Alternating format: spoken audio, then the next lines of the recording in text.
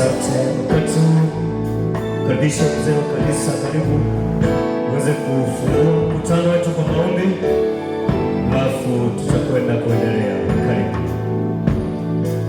Mungu wa mbingu na nchi, wewe uketie juu sana, Baba yetu, walitutuma kazi hii Bwana, tumesogea mbele zako jioni hii tena Bwana, tena kazi yako ambayo Bwana umetuagiza kufanya. Na wewe Mungu ajabu, ndio Mungu tuwezeshaye, wewe ambaye tukikuita Bwana unaitika, Mungu ambaye ulisema utakuwa pamoja na sisi wakati huu. Tunaamini juu ya ahadi zako Bwana. Watoto wako tumekuja mbele zako tena tukatumike Bwana Mfalme, kwa ajili ya kujenga ufalme wako. Neema yako Mungu wa huruma na uwepo wako Bwana Mfalme uwepo kwenye nasi, kwa damu yako takatifu Yesu Kristo. Anga hili Bwana Mfalme limefunguliwa Baba, eneo hili Mungu ajabu limezingirwa na nguvu zako Bwana. Utawavuta walio wengi Bwana Mfalme kusikia neno lako na kuliamini katika jina lako takatifu Yesu Kristo. Ulinzi wako utakao juu Mungu ajabu umetufunika. Tunakushukuru kwa sababu Bwana utafanya mambo makuu kwa damu yako takatifu Yesu Kristo, maana wale wanaopindua ulimwengu wako hapa Bwana kuwakilisha ufalme wako.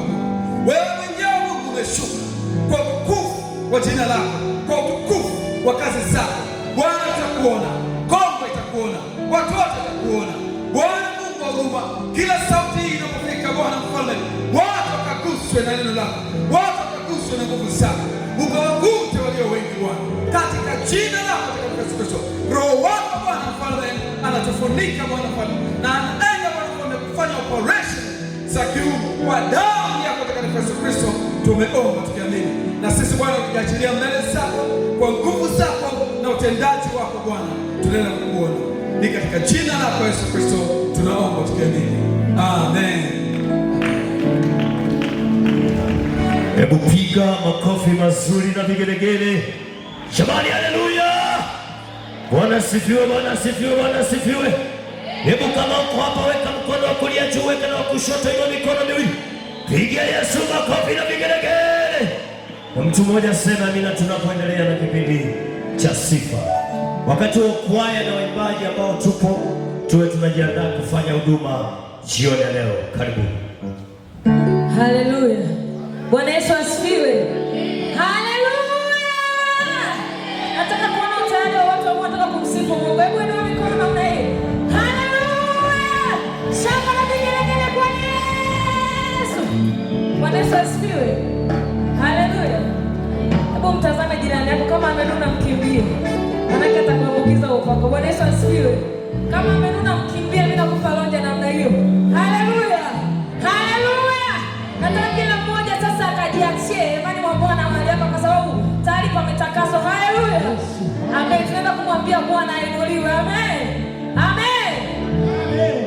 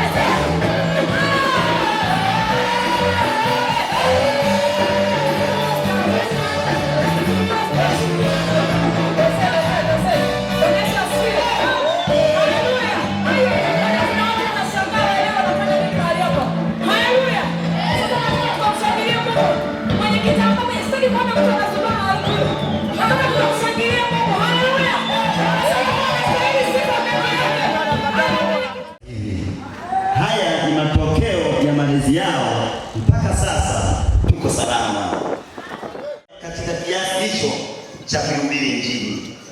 Ninakumbuka neno moja la kiongozi wa ibada akisema, ili tumalize mapema, twende mapema na kesho tuje mapema. Utashangaa sana muda nitatumia muda mchache sana. Bwana Yesu apewe sifa. Bwana Yesu asifiwe. Hii ni salamu ya walio hai, waliopewa uhai na Mungu aliye hai. Na nichukue nafasi niombe sasa kwa ajili ya somo ama kwa ajili ya neno tunalopenda kujifunza. Fumba macho yako nami niombe. Baba Mungu mtakatifu, wewe ni Mungu peke yako, hakuna Mungu kama wewe. Umejulika mbinguni na duniani. Mbingu zimejawa na wewe Mungu, na nchi nayo yatambua uweza na uwepo wako. Tuko mbele za uumbaji wote uliofanya Mungu, mbele ya wanyama na mbele ya mimea, mbele ya vinavyoonekana na visivyoonekana. Tunakaribia mbele zako Mungu mtakatifu. Ikiwa tunapokaribia mbele zako Bwana, tuna mioyo iliyopondeka na kusikia unasema nini juu ya maisha yetu, ili kwa ajili ya kumwonyesha yule mama na yule baba ambaye hajui njia, umuonyeshe kwamba wewe Yesu ndiye njia, kweli na uzima. Mkono wako wa kupungua kwa ajili ya kuhubiri Injili, kwa kuwa Injili ni uweza wako Yesu Kristo uletao wokovu kwa kila mtu aaminie. Bwana, naomba ututegemeze, nifanye mimi kama chombo kwa ajili ya kunena habari hizi njema ziletazo wokovu, naye asikiaye akasikie haya na kuyapokea kwa imani, katika jina la Yesu Kristo, amen. Amen. Nilipomwona mzee wa kanisa hili Bwana, mimi nimempenda bure. Simaanishi sijakupenda, na kitu miongoni mwa vitu nilivyompenda, sijui waliotufikia kwenye hili eneo kwa ajili ya kusikia habari ziletazo wokovu. Nimekwambia nitatumia muda mfupi sana, mchache sana, na kama una saa yako wewe utakuwa mashahidi. Naomba sasa nitengeneze mazingira ya kipindi chetu.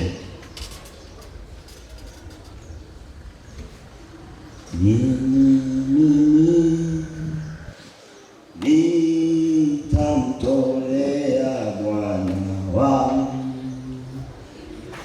ila roho yangu tu, zawadi.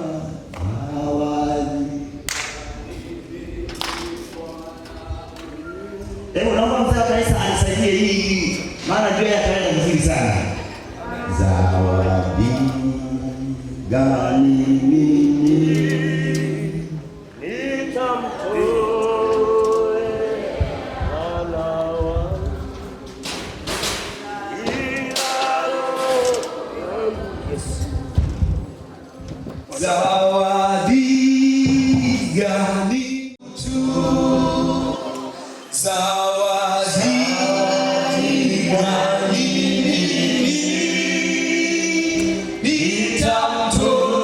nitamtolea Bwana wangu ila roho yangu tu. Pokea sifa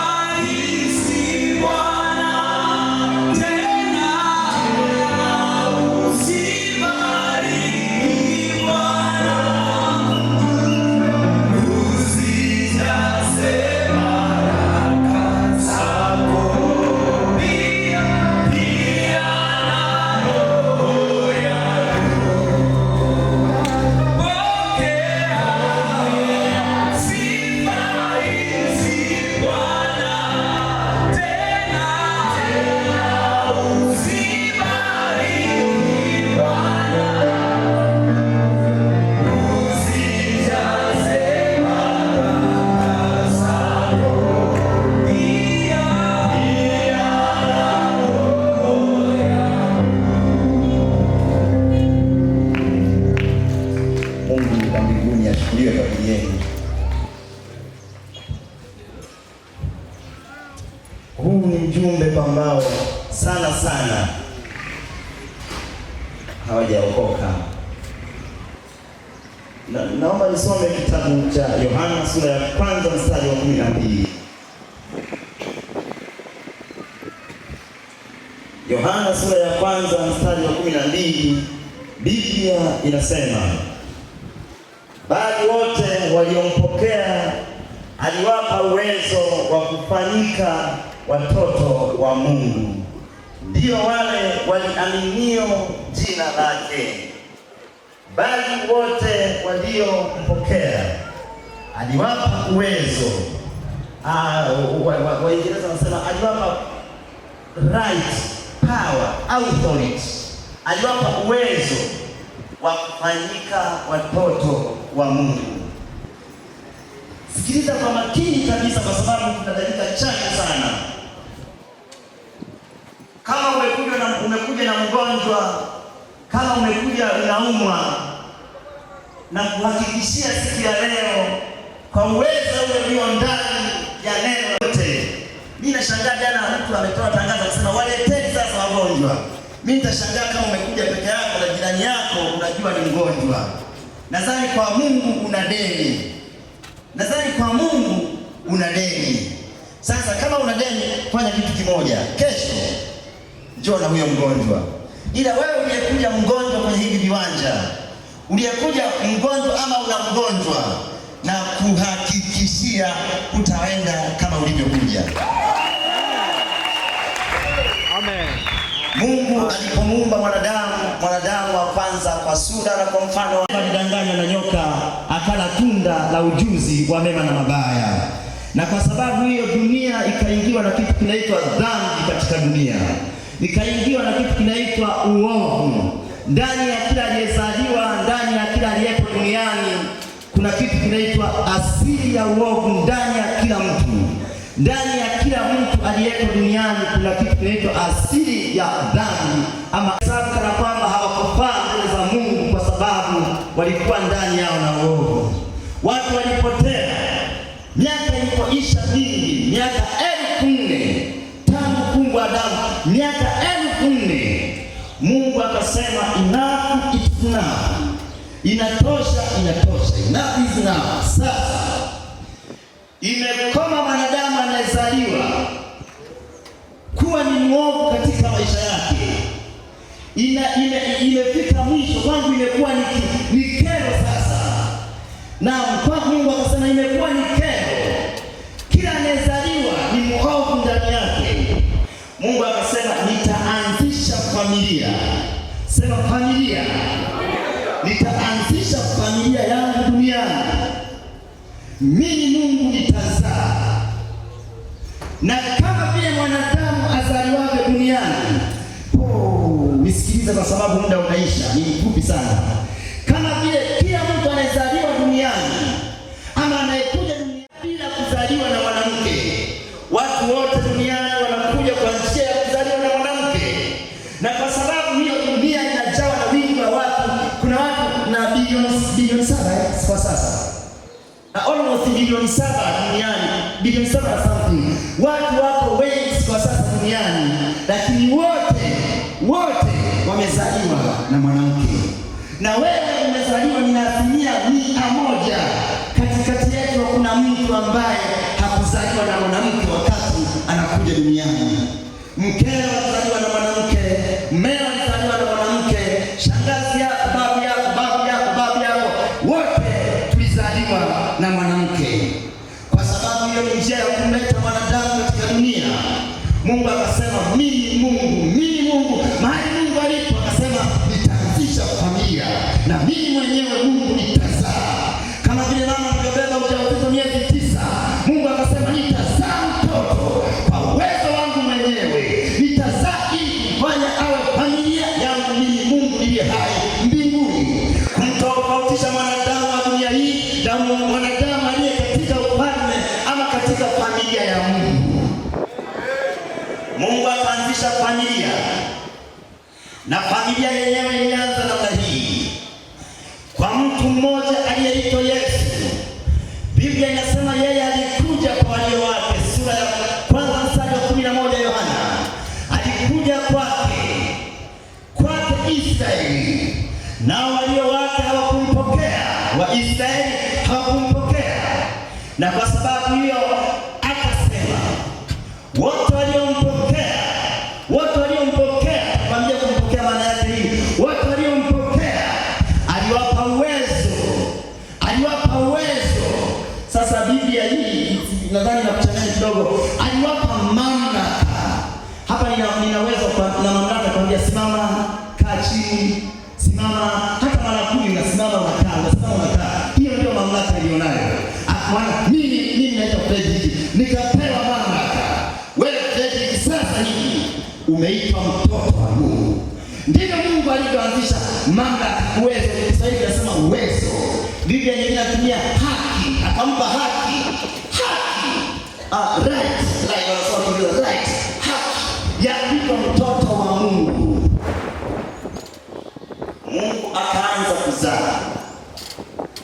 Watu wanasumbuka na dini nyingi, lakini mimi nakwambia ukweli, kama vile mwanadamu asivyoweza kuja duniani bila kuzaliwa, ndivyo mtu hawezi kuingia kwenye ufalme wa mbinguni bila kuzaliwa. Lazima kila mtu azaliwe, ndipo aweze kuingia kwenye ufalme wa mbinguni. Kila mtu lazima apate kuzaliwa ili aingie katika ufalme wa mbinguni. Basi mtu anazaliwa kwa namna gani? Mungu naye anaenda leba. Mungu naye anazaa kwa namna gani? Eti Mungu anazaa kwa namna gani? Mungu anazaa kwa namna gani? Mama beba ujauzito anaenda hospital. Miezi 9 tumboni mtoto. Miezi 9. Anaitwa mtoto. Sara kazaliwa. Anaitwa binti kazaliwa. Mtoto wa kiume amezaliwa. Wewe umezaliwa. Na Mungu naye anazaa kwa namna gani? Mimi naona kuna wingi wa watu wanapenda kuzaliwa na Mungu siku ya leo. Naona jeshi kubwa na watu wanapenda kuzaliwa na Mungu siku ya leo. Biblia inasema kitabu cha Petro wa kwanza, sura ya kwanza mstari wa 23. Sisi tumezaliwa kwa mbegu isiyoharibika, si kwa mbegu iharibikayo, bali kwa isiyoharibika, neno la Mungu lililo hai na lidumulo. Kwa neno la Mungu lililo hai na lidumulo. Biblia kitabu cha Yohana wa kwanza sura ya 5 mstari wa kwanza inasema kila aaminiye kwamba Yesu ni Kristo amezaliwa na Mungu. Amezaliwa na Mungu. Kumbe Mungu naye anazaa kwa njia tofauti. Anazaa kwa neno ambalo unalisikia mimi Fredrick nalisema mbele yako. Ulimsikia jana rais wangu anasema mbele yako. Ulimsikia sasa nataka kwa sababu samahani, naomba tutulie kabisa. Kwa sababu nadhani sio habari za kushangilia hizi kwa sasa. Tutulie kidogo. Kuna wakati tutakwambia shangilia, na kuna wakati utamotiviwa tu wewe mwenyewe kushangilia. Kama sasa tafuta position yako tu, usikilize kwa makini. Nimekwambia na dakika chache mno, sio nyingi, chache tu.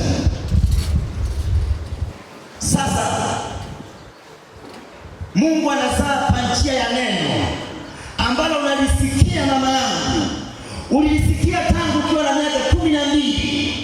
Ulisikia tangu ukiwa na miaka 20. Na mpaka sasa baba una miaka 80. Na mpaka sasa una miaka 60. Na mpaka sasa una miaka 50. Kwa neno hili ambalo Mungu amezidi kusema na wewe kama chanzo cha kukuzaa, kukuingiza katika ufalme wake. Mama akiolewa, kesi kubwa inayokuwepo kati ya mama na familia ya mume wake ni kwamba kwa nini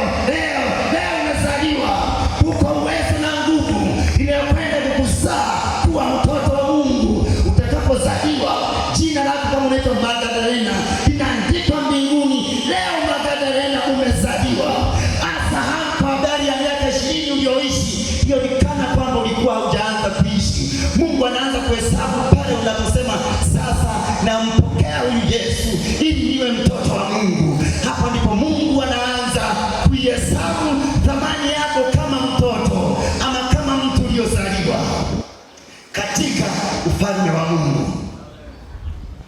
Mtu mahali popote alipo, ulipokaa, sina ushuhuda mkubwa sana katika haya, lakini kati ya kitu ninaamini leo ni ushuhuda mkubwa katika maisha yangu unaokwenda kutendeka kupitia wewe ndugu yangu.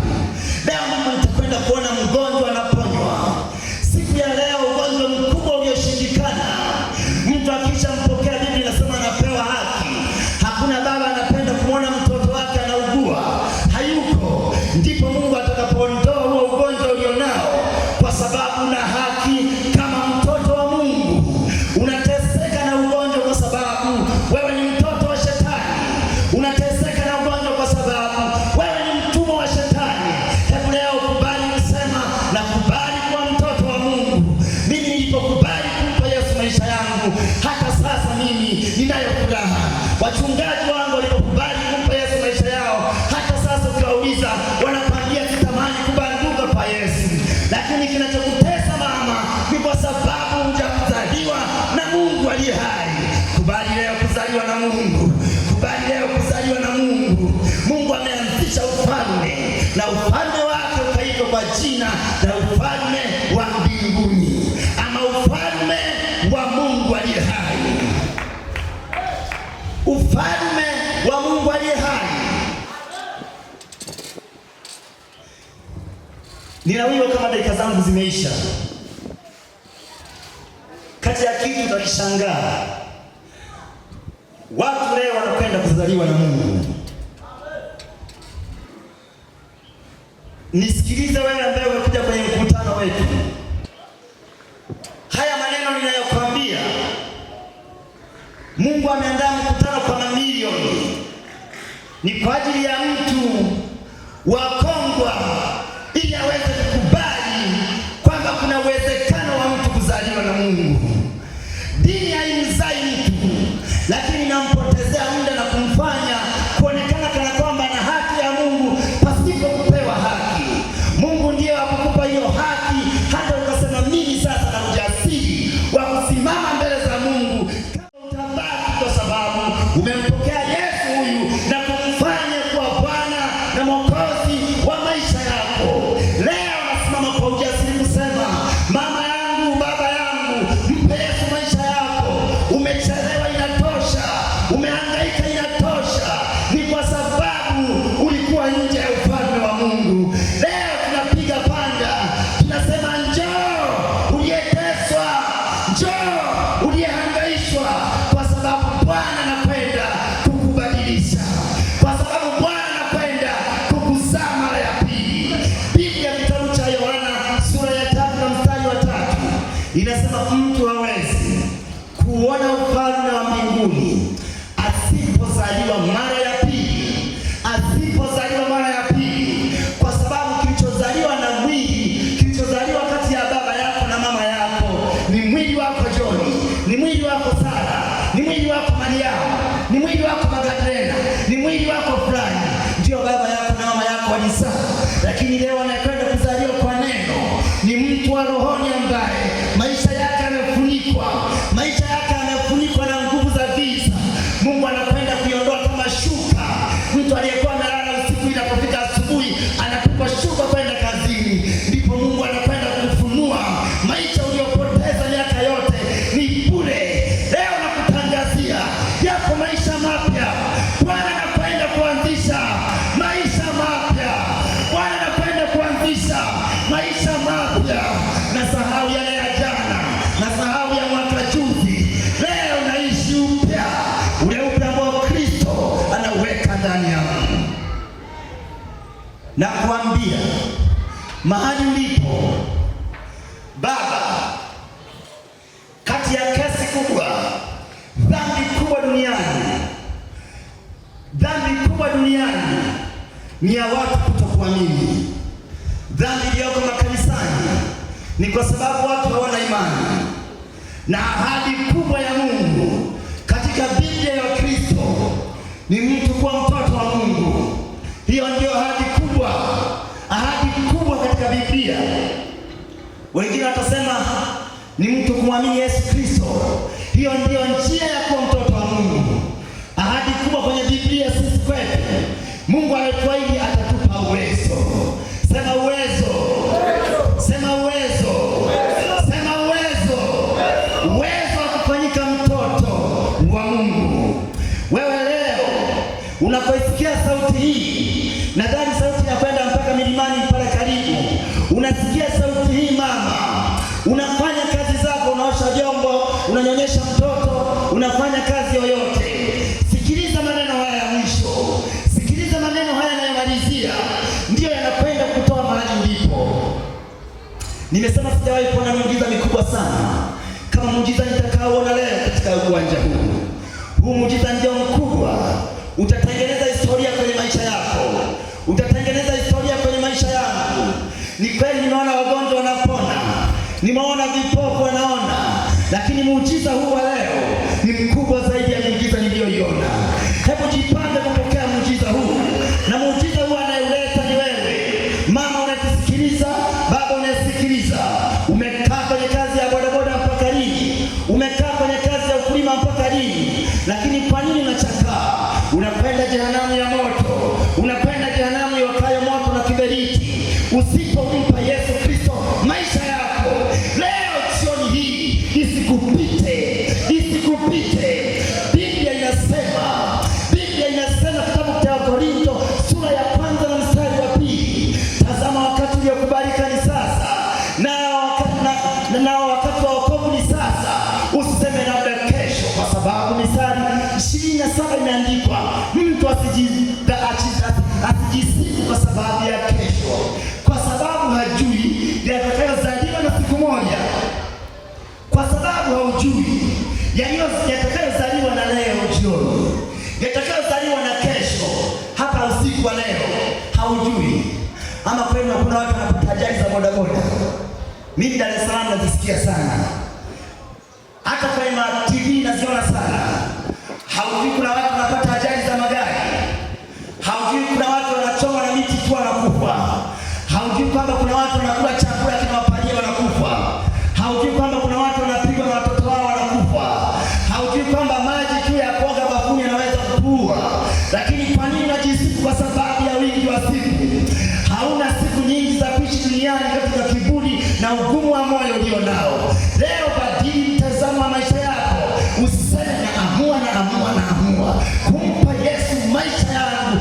Kama ni hivyo, mimi nampa Yesu maisha yangu, na usijitoe nusu. Mpe Yesu maisha yako yote. Mpe Yesu maisha yako yote. Biblia inazungumza habari Mungu kupenda ulimwengu akamtoa mwana wake pekee. Mwana wake pekee. Mungu hakuwa na kitu kingine katika hivyo. Sio mwana wake wa pekee. Usiseme mwana wake wa pekee. Mwana wake pekee. Maana yake kama una vitu 100, unatoa 100 kati ya 100. Hautoi 60 kati ya 100.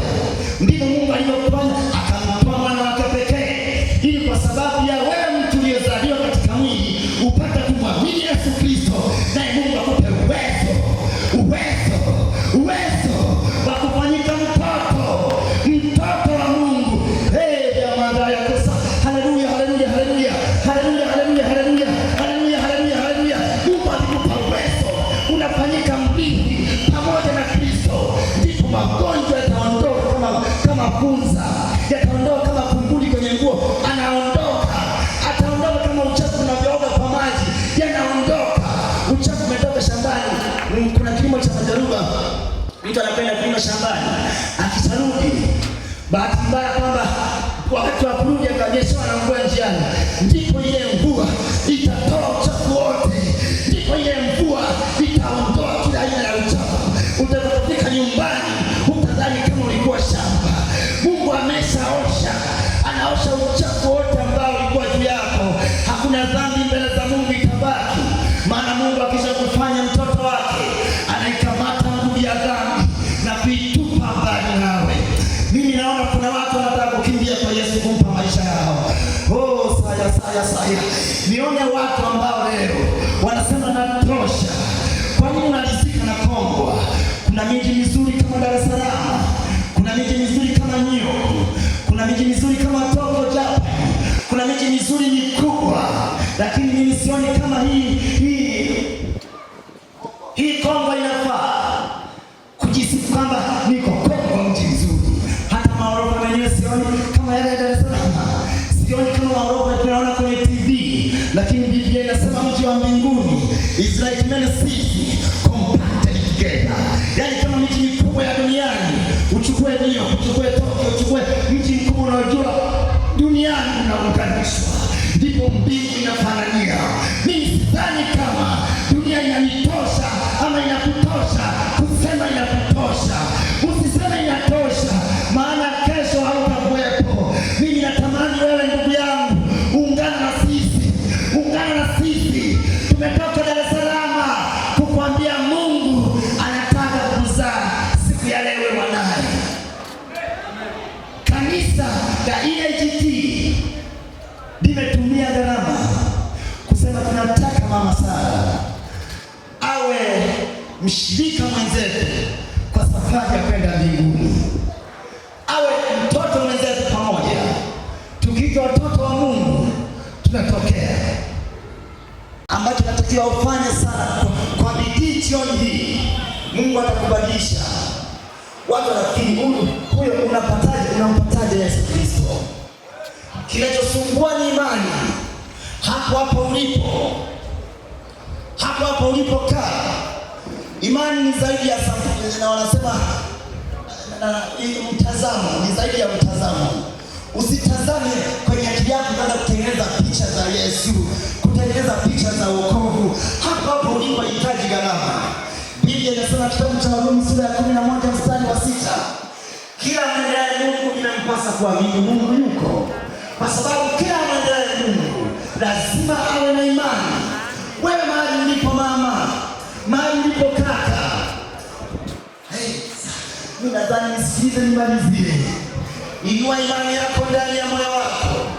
Tengeneza imani kwamba leo jioni inawezekana mimi nikawa mtoto wa Mungu mara moja. Mimi nikawa mtoto wa Mungu mara moja.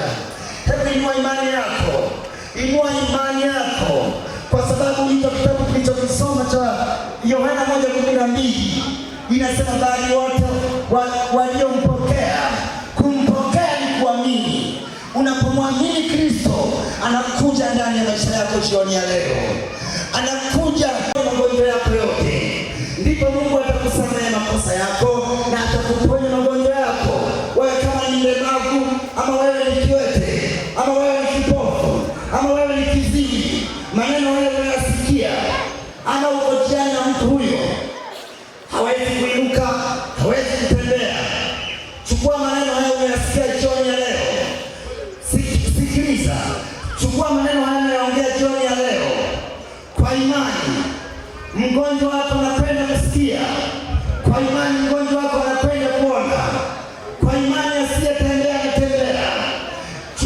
Usizani kazi ngumu kwa Mungu.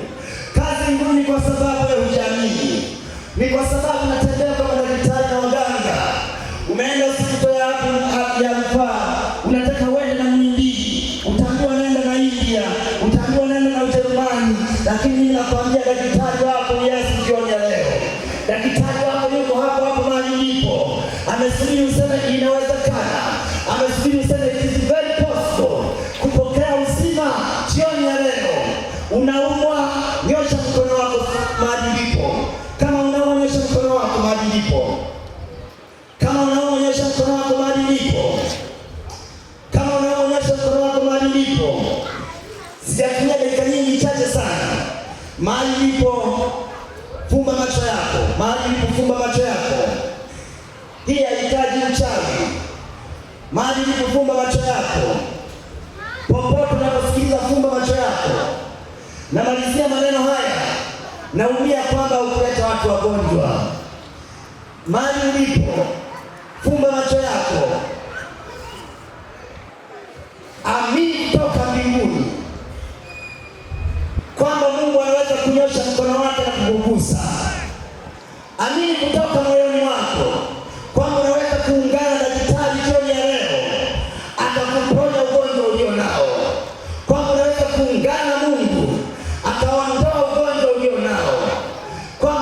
kuungana na Mungu, akaondoa miguu yako. Simama kwa miguu yako, simama kwa miguu yako, na kitu utakachokiona muujiza wako mkubwa kwenye maisha yako ni leo. Mungu anakwenda kuondoa magonjwa yako sasa hivi, right now. Mungu anakwenda kutenga na mateso.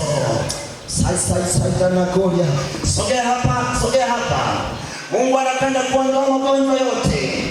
Mungu anakwenda kuondoa dhambi ulionayo. Simama mahali hapo hapo. Asante, asante. Mungu anakwenda kukusaidia sasa hivi. Sasa hivi.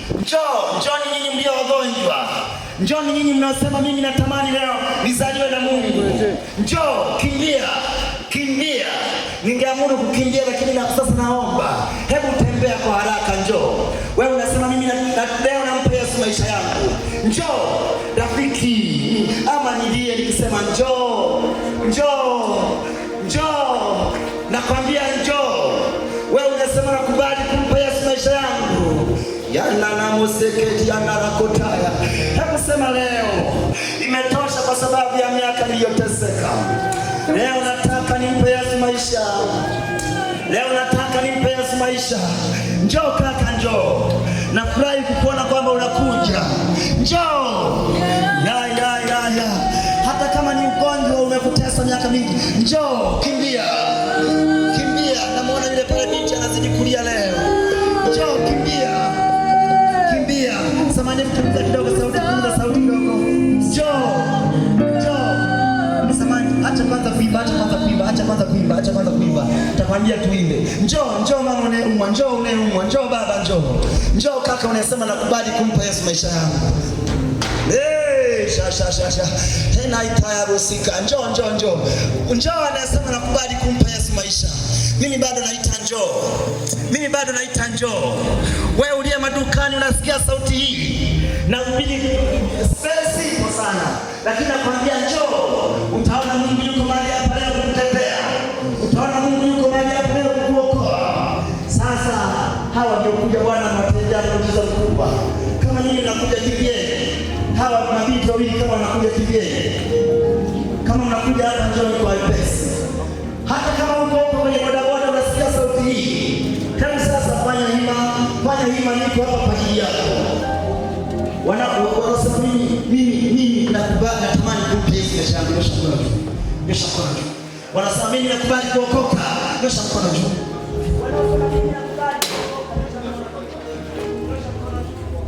Asante, nyosha mkono juu. Sasa hebu sisi tusogee nyuma, sisi wenyewe tusogee nyuma. Tusogee kama watu watano nyuma. Naomba kanisa lote tuje sasa. Naomba kanisa lote.